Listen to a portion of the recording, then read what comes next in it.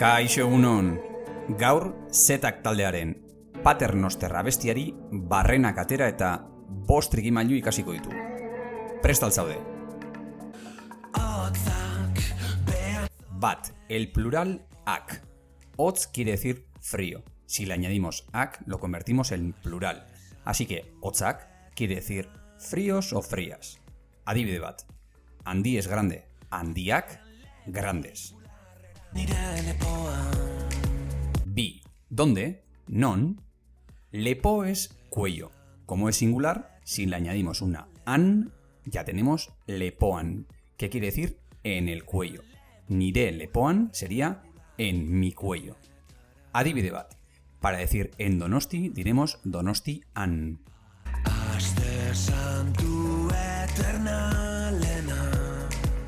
El superlativo en.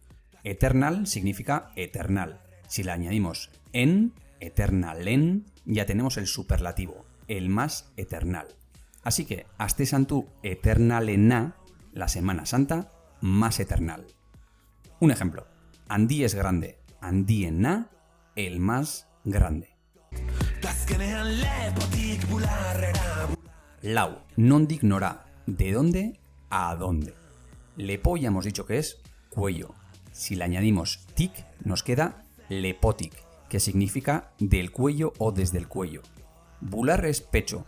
Como es singular, si le añadimos era, quiere decir al pecho. Lepotic bularrera, del cuello al pecho. Bularretik anketara, como anka es pierna y queremos referirnos a las piernas, en vez de ra utilizaremos etara, ya que es plural. Ankara sería a la pierna y anketara sería a las piernas. Así que bularretik anketara, del pecho a las piernas. Eta bost, noren, de quién. Espíritu Santo es Espíritu Santo. Como es singular, si le añadimos aren, nos queda Espíritu Santuaren, que quiere decir del Espíritu Santo. Adibide bat.